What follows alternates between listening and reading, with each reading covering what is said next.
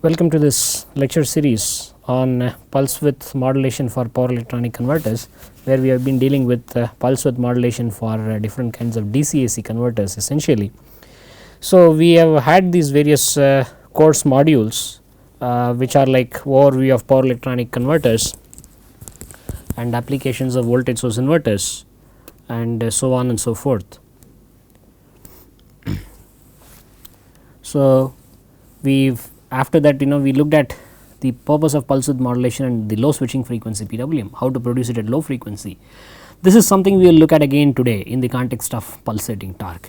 And in the next two things we looked at the PWM generation at the higher frequencies. I mean, when the switching frequency of the inverter is significantly higher than the fundamental frequency, you generate it by comparing 3-phase triangular carriers, I mean 3-phase modulating signals against a triangular carrier, or you go by the space vector approach, where the voltage vector is provided to you as a revolving voltage vector, and you sample that and you try to synthesize an average vector equal to the reference vector in every subcycle. Go about doing it now.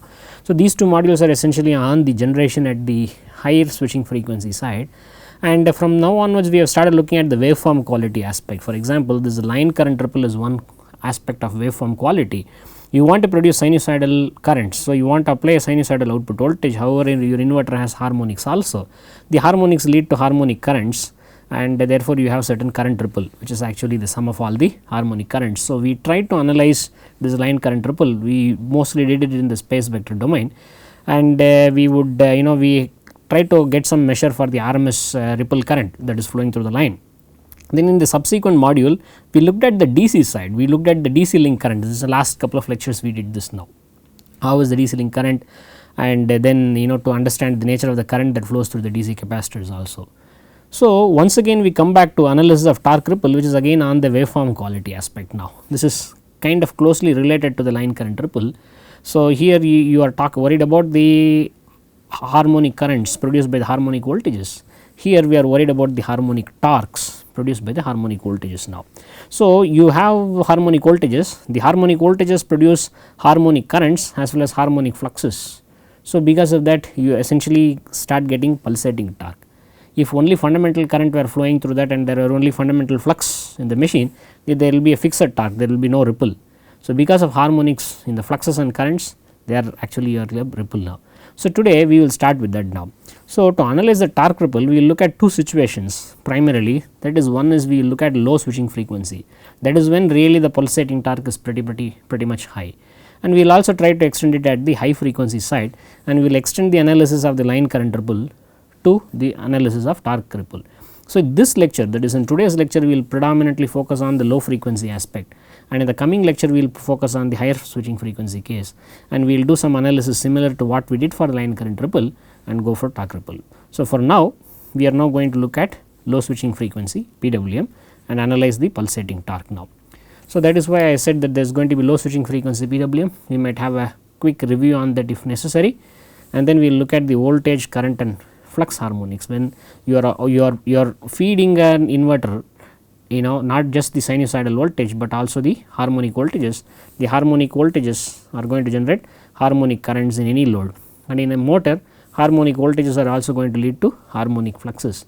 So, we will first take a look at those harmonic currents and harmonic fluxes, and we will develop some idea on what kind of revolving magnetic fields they produce, what the fundamental produces and the harmonic produces. So, you should remember that the fundamental component, there are 3-phase fundamental component, they are 3-phase sinusoids, they produce a revolving magnetic field.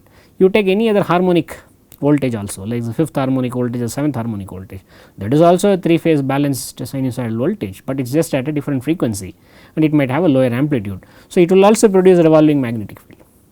So, that is something we will try to get an idea about. So, an idea about the harmonic mean the revolving magnetic fields produced by harmonic voltages. So, then we would try to understand the steady state torque produced by the fundamental components like the fundamental flux and the fundamental current alone, and we look at the pulsating torque, which normally comes from by the interaction of the fundamental flux and the harmonic current, and the fundamental current and the harmonic flux. And then we would also probably try to say try to do how you can do a selective elimination of harmonic torque. You might recall when we did this low switching frequency PWM earlier, we looked at what is called as selective harmonic elimination.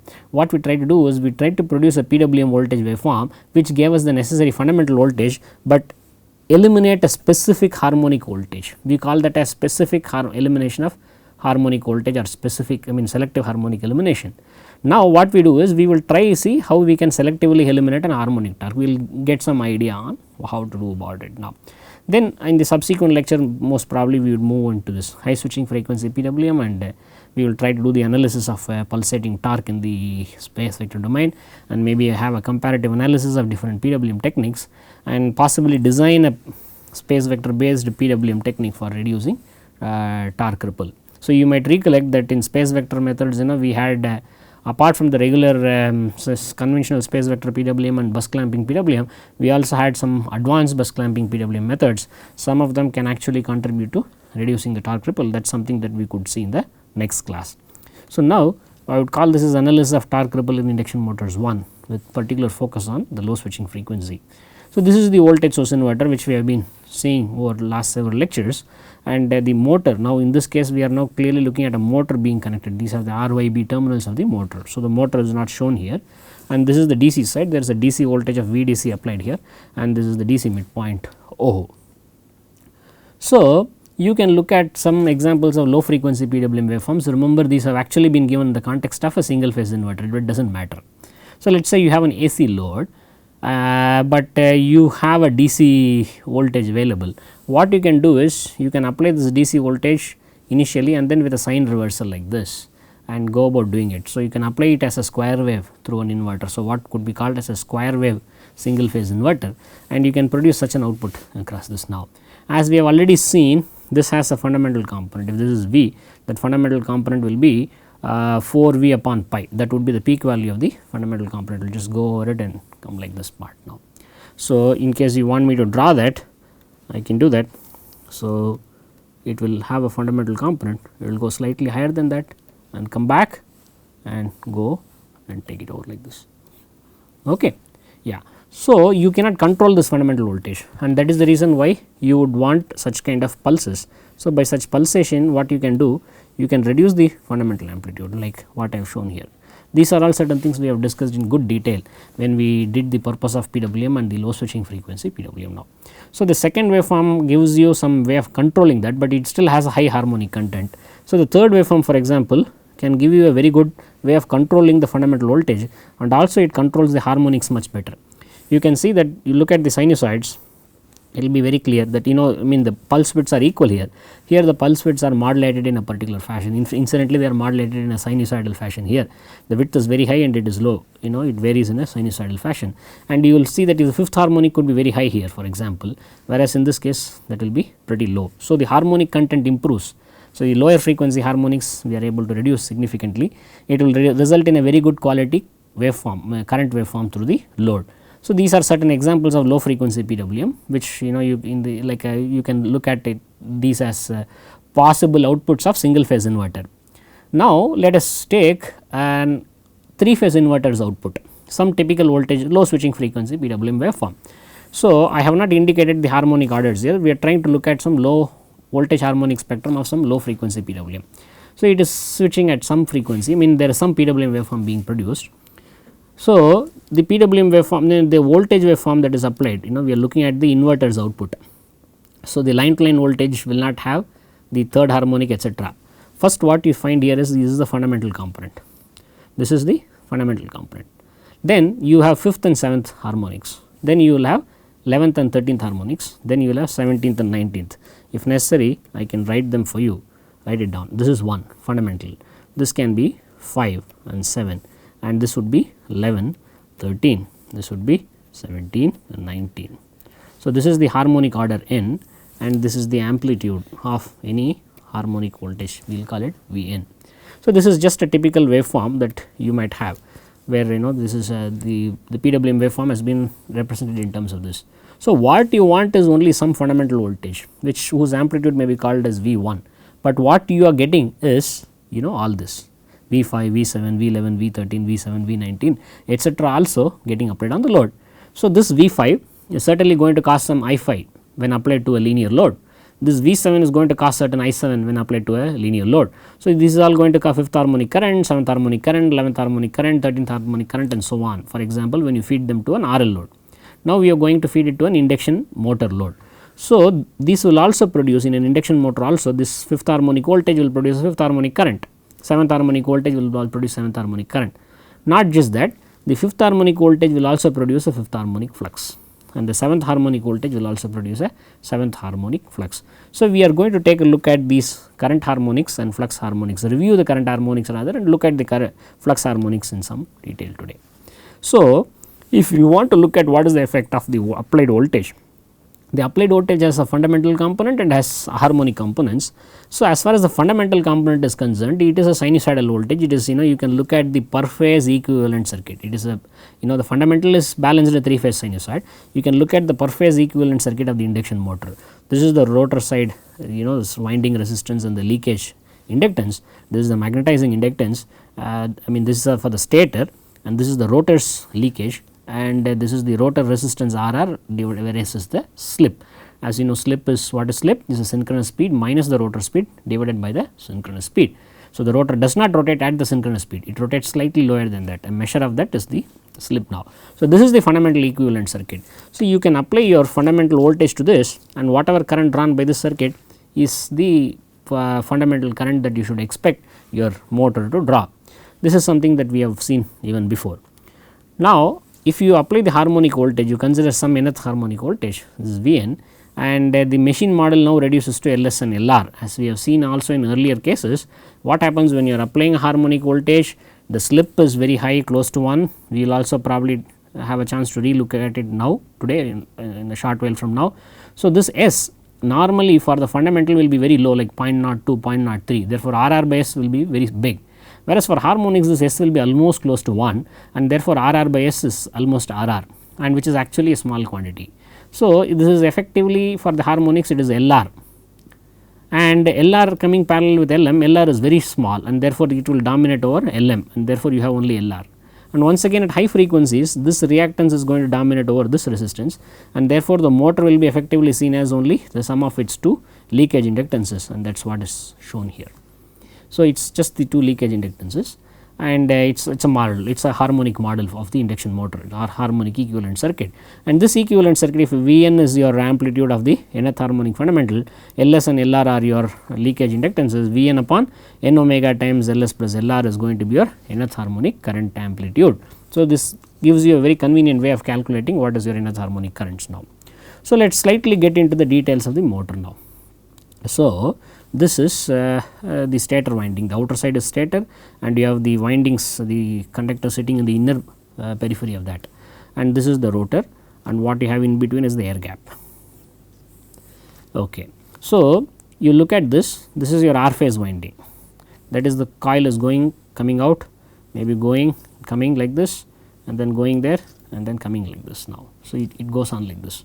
So, effectively what happens is, this is a coil whose axis is like here, and this is your Y phase coil. I have shown it in green color instead of yellow color, right. So, this is like a coil, this goes around like this, so wound around. So, this is like a coil whose axis is something of this nature, and then you look at the blue phase, they are indicated in blue colors now. So, you have the coil running around like this, there is something on here, and there is a at the end it goes over. So, this is like a coil whose axis is in this direction now. So, the 3 phase axis are actually like this. So, you have the R phase axis, you have the Y phase axis, and you have the B phase axis. And for the purpose of analysis, we always, of course, we have a machine which has 3 windings and along 3 axes like this. It is possible to think of the machine as one having just 2 windings, call them alpha and beta along these 2 axes. So, what we have seen before is we can excite this with some 3 phase voltages. Here we can excite them with so called 2 phase voltages or 2 phase currents, both sinusoidal at the same frequency, have a phase shift of 90 degrees now. So, a 3 phase machine can be seen as an equivalent 2 phase machine. So, this is further here. So, how there is a revolving MMF which is produced by the 3 phase winding, something the same job can be done by the 2 phase windings also. So, whatever IR, IY and IB when applied will do that, the same job can be done by I alpha and I beta. So, winding axis, but here you see the winding axes are separated by 90 degrees, and they should be excited by currents which are also phase shifted by 90 degrees in time. So, we have seen this, we just are having a review of this, so that we can look at the space vector transformation which we will need in a short while from now. So, the 3 phase windings are the axes are represented by these arrow marks here, and this can be the MMF here, and this alpha beta, there are the 2 winding axes, this is the MMF now.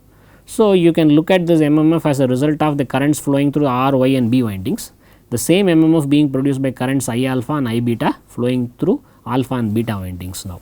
So, you can equate this Ni alpha, that is along the alpha winding, which is a n number of turns, certain current I alpha flows, and that produces a certain amount of flux, which is actually equal to NIR cos 0 plus NIY cos 120 plus NIB cos 240.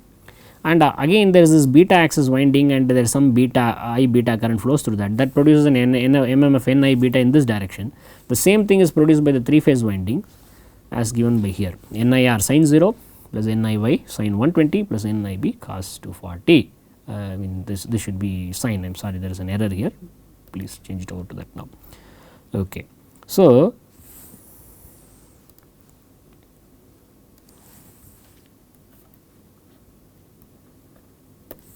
yeah, thank you. So, you can write down the space vector transformation like this. I alpha can be equated to IR with the condition that IR plus IY plus IB is equal to 0, it is a 3 wire load. So, this is your I alpha is related to IR, I beta is related to IY and IB like this. Thus, the 3 phase currents IR, IY, IB can be transformed into 2 phase currents alpha beta as shown here. Again, you can do the same thing on the 3 phase voltages. So, you have VRN, VYN and VBN, and when we have balanced load, we have VRN plus VYN plus VBN is equal to 0, balanced star connected load.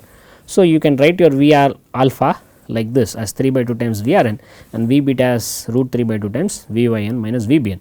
This is the space vector transformation of 3 phase voltages, which we had seen in some earlier lectures now. So, what we are going to do now is going to look at the components one by one. We are applying some voltage VRN, VYN and VBN on the machine. So, let us consider the fundamental component alone of VRN. So, we would call that as VRN comma 1 representing the fundamental component. The same the amount of fundamental voltage is applied along y axis also with a phase shift of 120 degree.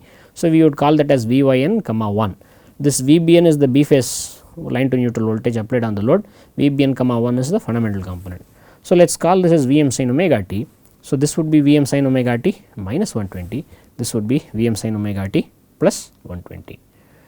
So, what would be the fluxes? That is what we are going to look at now.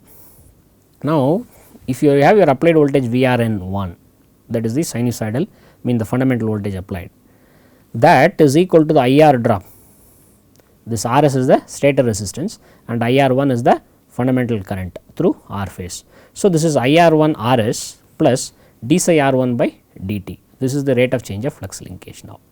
What we can do in most cases is this term is negligible compared to the second term. We will simply call this as d psi is approximately d psi R1 by dt. So, that is the R phase voltage, fundamental voltage is approximately equal to the rate of change of R phase flux linkage. So, this neglecting IR drop is a standard assumption which is actually valid at higher speeds. This basic that V wave drive idea is based on that, constant volts per hertz drive is actually based on that. If you ignore IR drop, you have your flux linkage and this would turn out to be the product of flux and frequency. So, your flux is approximately proportional to voltage by frequency, and that is why you do a constant V wave control. Those who may be familiar with the constant V wave for volts per hertz will know that constant V wave works well at fairly high speeds, but when it comes to lower speeds there is some kind of flux weakening. So, a certain voltage boost is given. So, what happens there is this IR drop becomes significant at low speeds of the motor drive or low modulation indices. This quite a few of you who have done something on motor drives will be fairly familiar with that. So, if you do not, unless you consider low modulation indices and low modulation frequencies of the drive, IR is negligible is a fairly valid assumption, that is all that I am trying to say now. So, this voltage is d psi by dt. The same thing can be said about the Y phase fundamental voltage and the corresponding Y phase flux linkage, the B phase fundamental voltage and the corresponding B phase flux linkage now. Alright. So, these are about the fundamental fluxes now. So, this 3 phases when you do a space vector transformation, so you get a voltage vector V 1 of magnitude 3 V m by 2. So, if you go back to that you can see this here. So, your V alpha is equal to 3 by 2 times V r n. If your V r n is V m sin omega t, V alpha is going to be 3 by 2 times V m sin omega t, and you can see that the magnitude of your vector is 3 by 2 times the peak value of V r n. That is what you are getting here. So, the peak value of V r n fundamental is V m. So, the voltage vector is of magnitude 3 V m by 2. Okay. So, the flux vector, that is the 3 phase flux linkages are there, fundamental fluxes are there, you can actually transform them into the space vector domain to get your psi 1. So, this psi 1 will be nothing but whatever is this magnitude of the voltage vector V 1 divided by omega, that is what it will be. So, this produces a magnetic field, it is a revolving magnetic field. We are talking of only the fundamental components at this point of time, the other components we are going to take up one by one. So, the fundamental component alone, what happens, it produces a flux linkage whose magnitude is given by that, and it rotates at the fundamental frequency omega. So, next if you look at the fifth harmonic voltage. So, other than the fundamental there are many harmonic components. So, let us just look at the fifth harmonic for now. So, the fifth harmonic, let us say it has some peak value V 5. So, V r n 5, V y n 5, V b n 5 are the fifth harmonic components of V r n, V y n and V b n respectively, and these are of course balanced at 3 phase sign, in the sense all of them have same amplitudes, they are at the same frequency, they are actually phase shifted. So, what you are actually doing is from V r n and V y n is time shifted from V r n by 120 degree. So, if you replace omega t in V r n by omega t minus 120, you are going to get the corresponding y phase thing. So, we say that it is V 5 times sine of 5 omega t minus 120, 5 times omega t minus 120. So, again your fifth harmonic in V b n would be V 5 times sine of 5 multiplied by omega t plus 120. So, this is what you will have now. So, if you do this, this is V m sin 5 omega t, this is 5 times omega t minus 120 is sine of 5 omega t minus 600. And we know the periodicity is 360 degrees now. So, or 720. So, this is same as 5 omega t plus 120 degree, because I am just adding 720 degrees to this 5 omega t plus 120. The same way if I do this here, this is 5 of omega t plus 120. So, what I have is V 5 times sine 5 omega t plus 600. So, I can subtract 720 degrees here. So, it becomes V 5 times sine of 5 omega t minus 120. So, what happens here, if you look at the earlier case, it is omega t, y phase is omega t minus 120, b phase is omega t plus 120. So, now if you look at here, y phase is omega t 5 omega t plus 120, b phase is 5 omega t minus 120. So, you can see that the phase sequence has been changed. So, what happens when the phase sequence changes? Many of you who know basic induction motor control certainly know this.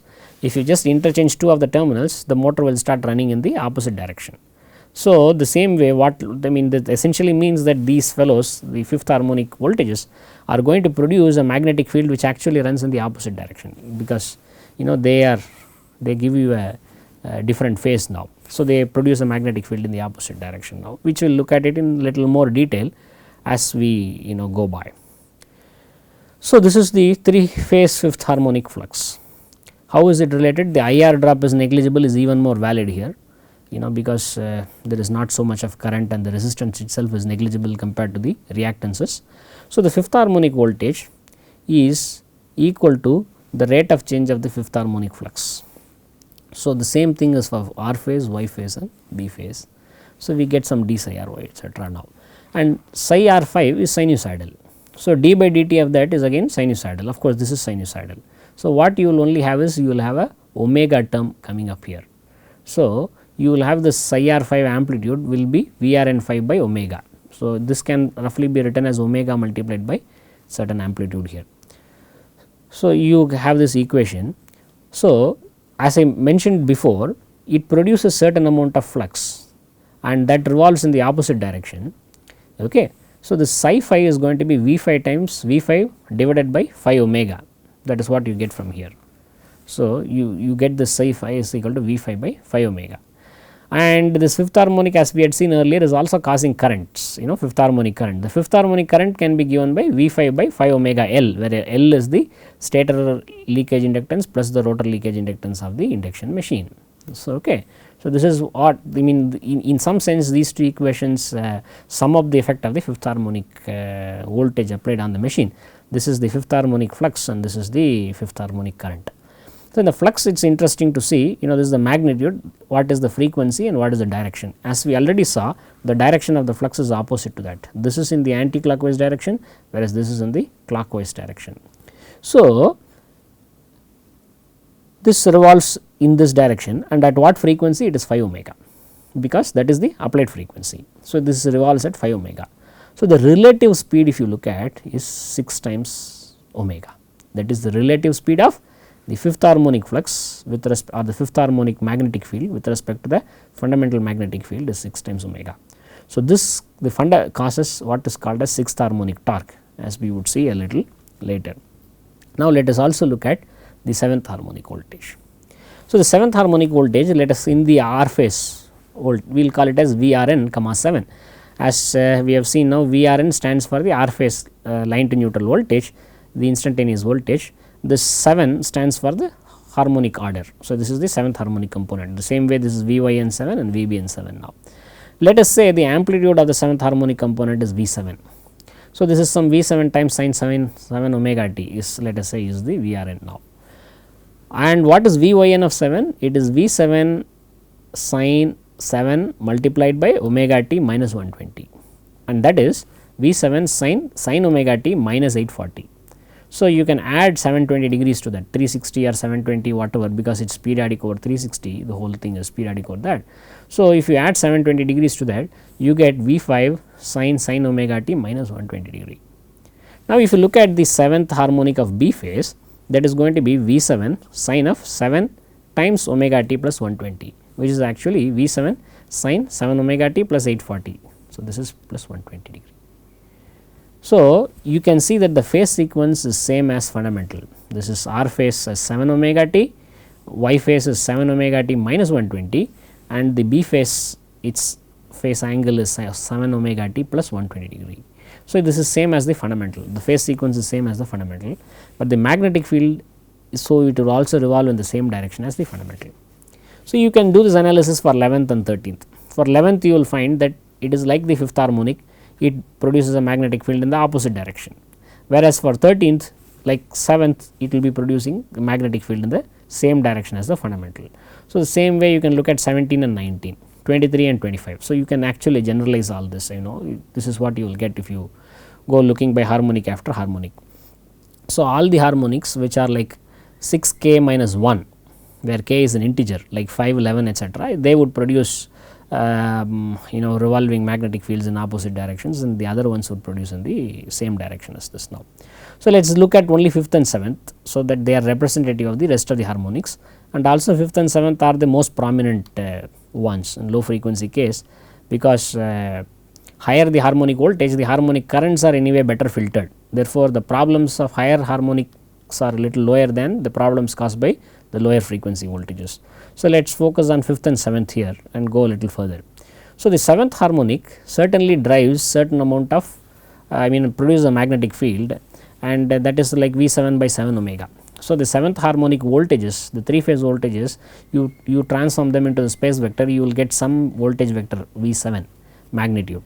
So, this V7 by 7 omega would be the magnitude of the 7th harmonic flux vector, and the 7th harmonic voltage also causes some I7 is equal to V7 by 7 omega L. So, this causes the there is certain amount of for 7th harmonic flux, there is certain amount of 7th harmonic current, both are being caused by the 7th harmonic voltage being applied here now. Now, if you look at here, this is 7 omega and this is what I am giving as psi 7, it is revolving in the same direction as the fundamental, but at a speed 7 omega. So, interestingly, the relative speed between psi 7 and psi 1 is same as the relative speed between psi 5 and psi 1. Here the relative speed is 6 times omega, here also the relative speed is 6 times omega. Excuse me. Therefore, this also contributes to the 6th harmonic torque. All right. So, let us look at a little closer. What is this torque generation? So, we have looked at voltages, we have looked at currents, and today we have started looking at fluxes, and now we are talking of torque. So, what is this torque?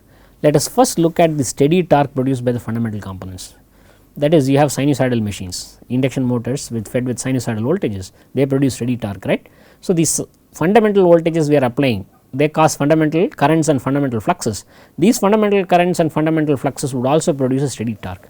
This is what we are first trying to get an understanding of. Okay, how does it happen? It's of course it's qualitative, but let us try to understand something here. The stator magnetic field revolves at fundamental frequency. What are you doing? You are applying a 3-phase voltage on a 3-phase winding, and it produces a revolving magnetic field. At what frequency? At the fundamental frequency. The amplitude of that, the strength of that magnetic field is given by V by omega, that is the ratio of your stator voltage to the stator frequency, and the magnetic field itself rotates at the fundamental frequency. So, what happens now is it rotates. Because of its rotation, there is something, there is rotor currents, there is induced, and this is slip frequency. What is happening to the rotor? The rotor sees an MMF wave moving past. So, there is some EMF induced in the rotor, and the rotor is shorted, and therefore, certain currents are produced. And at what frequency is these currents are produced? That is at the slip frequency. We know that the rotor is not rotating at the same speed as the stator magnetic field. The rotor speed is lower than that, in the motoring operation it is lower than that. So, the rotor is lowering. So, there is something called slip, that is the synchronous speed minus rotor speed divided by the synchronous speed. So, that is slip. So, there is certain slip frequency. If let us say the fundamental frequency is 50 hertz and the rotor's speed is equivalent to 49 hertz, the slip frequency is 1 hertz. So, the rotor sees an MMF wave at 1 hertz frequency, and there is an induced EMF of 1 hertz frequency, and therefore, there are rotor currents induced which are at this slip frequency 1 hertz, let us say. Now, these are currents flowing through the rotor. So, they cause magnetic field. So, this magnetic field is again going to be revolving. Why? Essentially because the rotor is also equivalent to a 3-phase winding, and 3-phase currents are flowing through that. So, but the only thing is the currents are of slip frequency. So, the rotor magnetic field will rotate at slip frequency with respect to the rotor, slip frequency with respect to the rotor. So, the rotor magnetic field will rotate at something like, let us say, 1 hertz with respect to the rotor. But you see that the rotor is already rotating at 49 hertz, a frequency, a speed equivalent to 49 hertz. So, the rotor magnetic field revolves at the fundamental frequency with respect to the stator. So, the rotor magnetic field it actually revolves at slip frequency with respect to the rotor, but the rotor itself is rotating. So, if you look at stator as the reference, the rotor magnetic field also revolves at the fundamental frequency. Therefore, you have the rotor magnetic field rotating and also the stator magnetic field rotating at the fundamental frequency. So, you need two magnetic fields which are actually revolving at the same frequency, and that is what produces a steady torque. Why?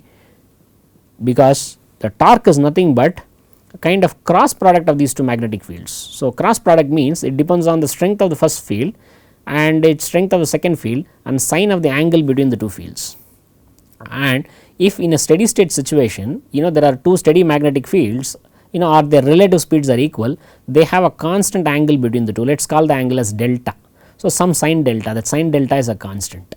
Whereas, if these two magnetic fields are revolving at different frequencies, what will happen?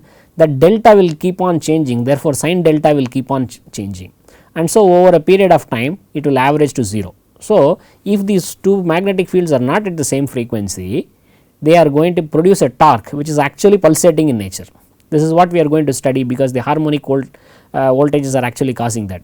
So, when you talk of sinusoidal operation of the machine, or when you talk of the effect of the fundamental voltages on the machine, what happens? The stator magnetic field is at the synchronous frequency, the rotor magnetic field is also at the synchronous frequency. So, these two together work and they produce a steady magnetic field, it produces a steady torque. So, it produces a steady torque due to the interaction of these two fields now. Okay. So, this also explains why your induction motor is self starting. This is a question that is often asked by students, or students are asked this question now. So, one way to look at it is, let us say the induction motor is at standstill. Let us say it is at standstill. Let us say some 50 hertz has been applied here. This is fundamental frequency. Let us say sinusoidal frequency is applied. It says 50 hertz is being applied now. So, if 50 hertz is being applied, the rotor is at standstill. So, what is the rotor current frequency induced? What happens to the rotor? The rotor sees a 50 hertz wave moving past it, and therefore, there is an induced EMF in the rotor which is 50 hertz frequency, and the rotor has got a shorted path, it is a shorted one. So, therefore, the rotor currents are going to flow, and what is the rotor current frequency? 50 hertz. So, the rotor will now produce a magnetic field which rotates at 50 hertz while the rotor is at standstill. Therefore, the stator magnetic field is at fundamental as 50 hertz, the rotor magnetic field is also at 50 hertz, and these two magnetic fields, since they are at the same frequency, they produce a steady torque, and therefore, there is a non-zero starting torque produced by an induction motor, because it produces a stator magnetic field and also rotor magnetic field, both of them being at the same frequency. So, it starts rotating now. So, there is a starting torque. Let us say the motor starts rotating, what happens? Let us say the rotor has picked up some speed, let us say it is running at a speed equivalent of 1 hertz. So, what happens now? The stator magnetic field continues to be at the same 50 hertz. Now, the rotor is now rotating at 1 hertz equivalent of frequency, it has slightly increased. So, now what is happening? The slip frequency is 49 hertz. So, 49 hertz of current is actually the rotor currents are now would be 49 hertz. So, these rotor currents induced will produce a rotor magnetic field which will rotate at 49 hertz with respect to the rotor.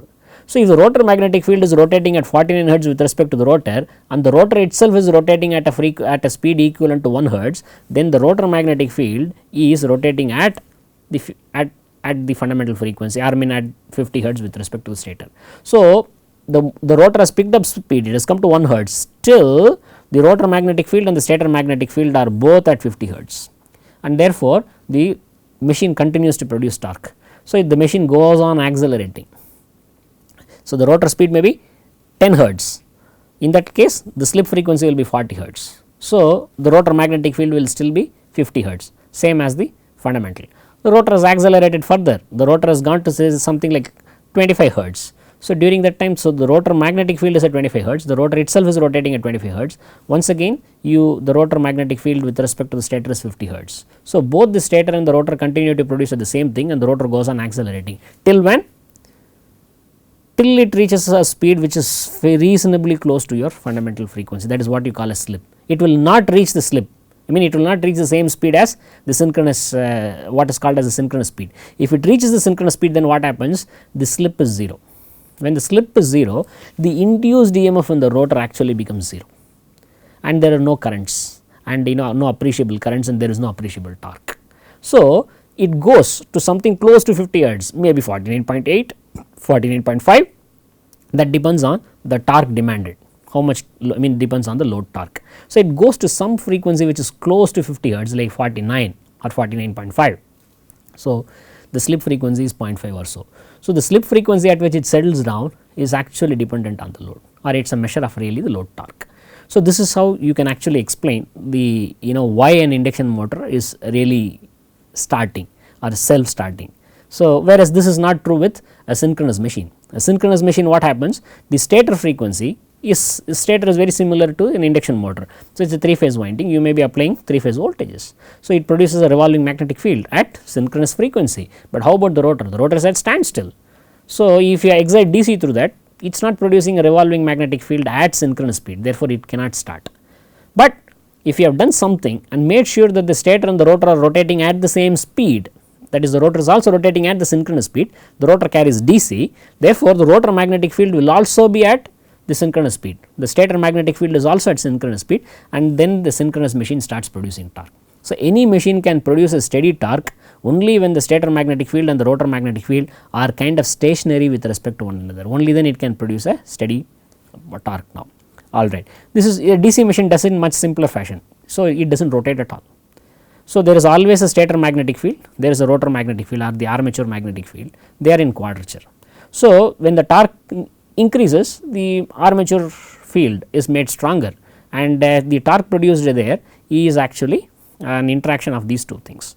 So, most machines which produce an alignment torque, except for machines like switched reluctance machine which actually work based on the principle of reluctance torque, this is valid for all of them. That is, they produce magnetic fields, there is stator magnetic field, there is rotor magnetic field, and both of them actually either are stationary or both of them are rotating at the same frequency, and that is how it produces now. So, with this kind of basic understanding of torque production, let us look at what happens because of all the harmonics we are applying. When you are feeding an induction motor from an inverter, you are applying not only the sinusoidal, the desired sinusoidal, which is called the fundamental, you are also applying many of the harmonics. So, these are like 5th, these are 7th, 11th, 13th and so on and so forth, and these are considerable when you are operating the inverter at a low switching frequency like 450 hertz with the fundamental itself being 50 hertz. So, these are all significant. So, what happens to the stator this thing now fundamental we have seen, let us say the 5th harmonic. The 5th harmonic, as we saw, it is going to drive some 5th harmonic current. The stator is going to draw 5th harmonic current, no doubt about it. It is also resulting in 5th harmonic flux. It is also resulting in a magnetic field, and that magnetic field, as we saw, is rotating at a frequency 5 omega and in the opposite direction. Hence, I have indicated it as minus 5 omega. So, the 5th harmonic voltage results effectively in a magnetic field which is rotating at 5 omega in the opposite direction. Now, next you have the 7th harmonic. What does the 7th harmonic do? It also produces a magnetic field, rotating magnetic field. It is, of course, it is not as strong as the fundamental, but whatever the strength may be, it produces a magnetic field. And what frequency the magnetic field rotates at? It rotates at 7 times omega and in the same direction as the fundamental, and therefore, I have shown it by a positive sign. Then similarly, for 11 and 13 you will see that it is minus 11 omega and this is 13 omega, all right. So, you have these frequencies going around like this, all right. Now, so if you have a harmonic pair, you will find that in one of that it will be negative, the other one will be positive. So, it goes on like that, all right. If you have a frequency omega, magnetic field omega, and the rotor is rotating at omega r, the rotor sees an MMF wave moving past it at frequency omega minus omega r. So, the stator magnetic field is seen as an MMF wave which moves past the rotor at a speed omega minus omega r. Therefore, the induced EMF is at the speed omega minus omega r. This is what we were calling at slip frequency a few minutes back. So, it actually does this, and therefore, slip frequency EMF and there is slip frequency current and whatever flows through this now. At the same time, if you have minus 5 omega r, so this also produces a magnetic field, but the rotor is rotating at the same omega r. So, you should remember one thing, we say that there is a steady torque and therefore, motor runs at steady speed is understandable. If we say there is a pulsating torque, then one would expect the speed also to pulsate, right. But what we are assuming is, though there is a pulsating torque, the speed is fixed, that is, the motor is seen to have a high inertia. Therefore, even if the torque produced is there is a significant pulsating ripple content there, it does not cause the speed to change significantly is an assumption. So, we assume that the rotor is at a constant speed, it is not really affected by the pulsating torque. So, the rotor is rotating at omega r only, and therefore, the MMF wave whatever is corresponding to the 5th harmonic, it is moving past the rotor. So, it is like minus 5 omega minus omega r. So, actually if you see the induced EMF will be 5 omega plus omega r would be of that frequency in the rotor, and such rotor currents of 5 omega plus omega r will be flowing through that because of the 5th harmonic. The same way the 7th harmonic which is produced a 7th harmonic magnetic field. So, it is 7 omega minus omega r. So, this is rotating, this 7, that is the 7th harmonic voltage applied to the stator causes a magnetic field rotating at 7 times the fundamental frequency, and the rotor itself is rotating at omega r. So, this magnetic field moves past the rotor at a speed of 7 omega minus omega r, and therefore, there is an induced EMF of frequency 7 omega minus omega r and induced currents also of that frequency in the rotor. The same thing can be said about the other frequencies, minus 11 omega, okay, this should be minus omega r, there is an error here.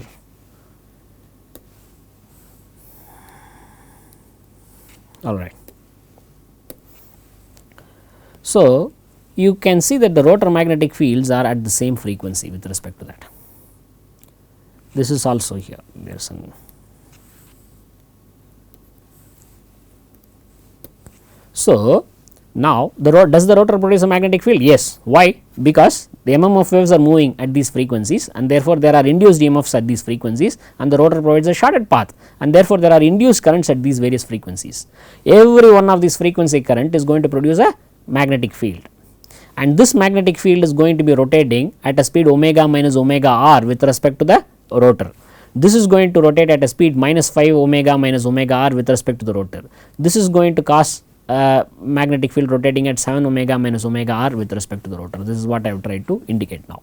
So, these are all the speeds of these magnetic fields with respect to the rotor. What would be the speeds of these magnetic fields with respect to the stator? It is back to you add omega r to this. So, the rotor itself is rotating at omega r. So, the rotor magnetic fields with respect to the stator are at these frequencies omega, minus 5 omega, 7 omega, minus 11 omega, 13 omega.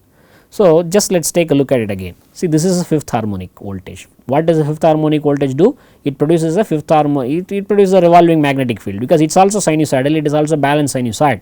It is applied to 3 phase winding. So, it has to produce a magnetic field, but the only thing is the magnetic the field strength is different and it rotates at 5 omega and it is at in the opposite direction. So, the fifth harmonic voltage produces a revolving magnetic field 5 omega which revolves in the opposite direction, and the rotor is rotating at omega r. The relative speed of this fifth harmonic magnetic field and the rotor is minus 5 omega minus omega r. So, the induced EMF is of this frequency 5 omega plus omega r inside in the rotor, and therefore, there are induced currents of the same frequency 5 omega plus omega r, and therefore, the rotor produces magnetic fields which rotates at this frequency minus 5 omega minus omega r with respect to the rotor, and therefore, it produces minus 5 omega with respect to the stator.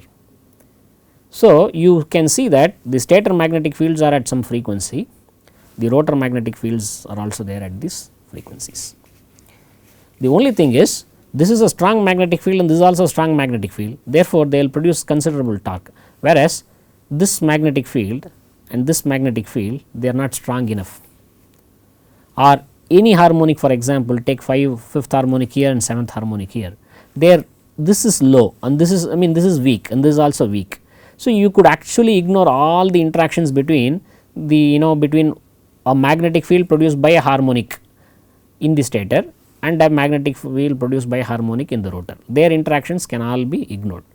You can only consider these two, they produce the fundamental, and you can consider the interaction of this field with any of these, that will give you some harmonic.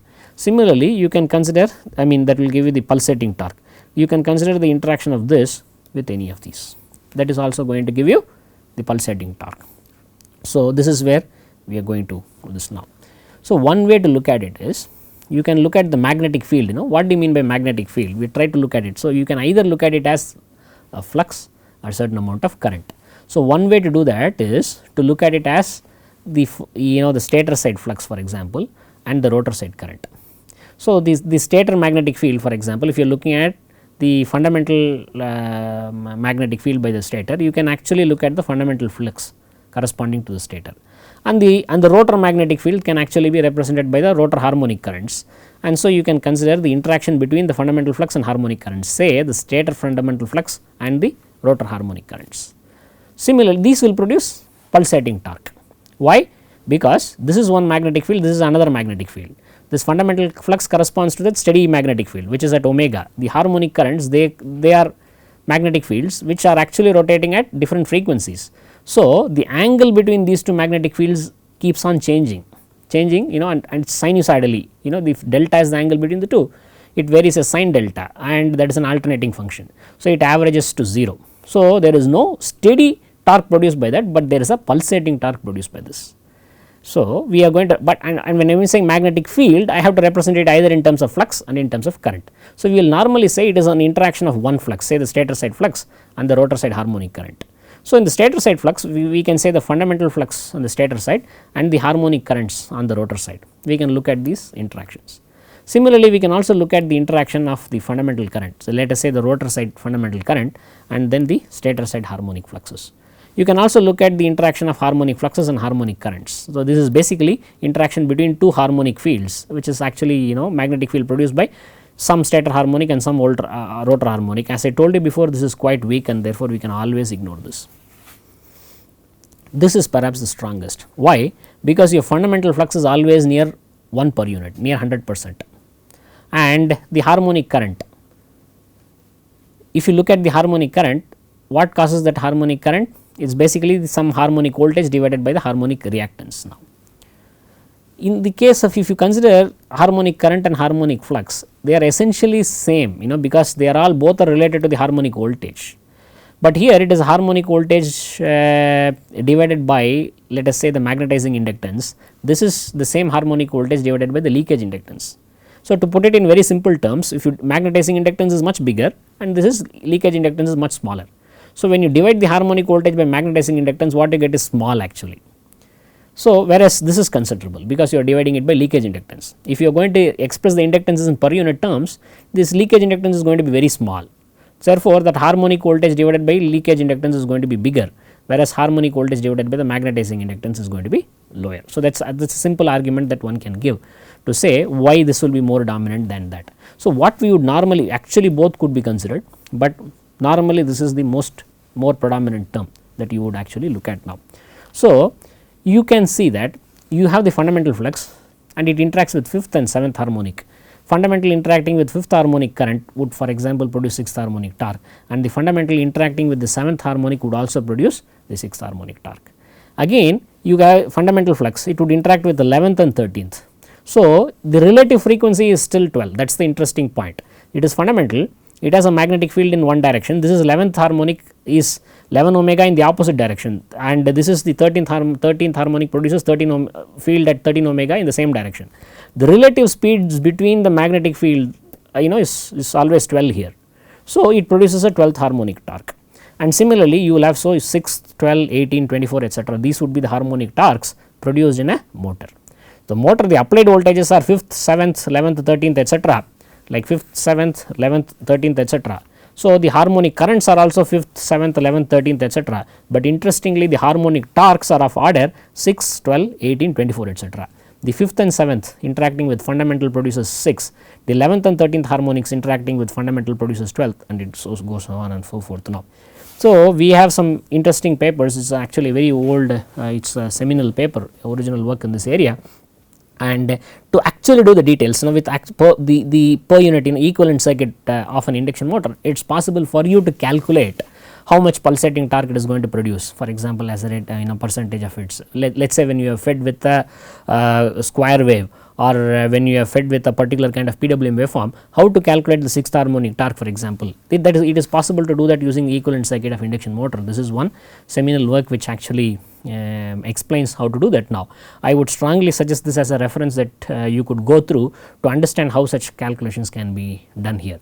So, I have covered the preliminaries here, there can be a more detailed understanding and you can actually do it quite quantitatively.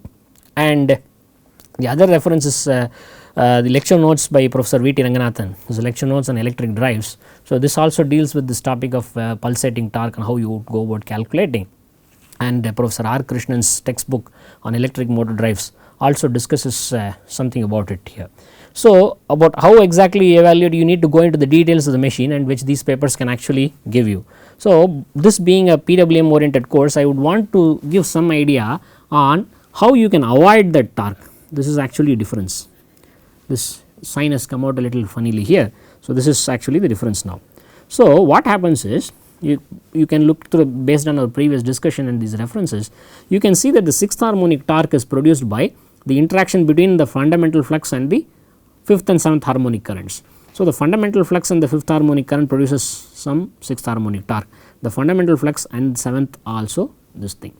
If this 5th and 7th have certain phase relationship and certain amplitude relationship, then it is possible that your T6 can become 0.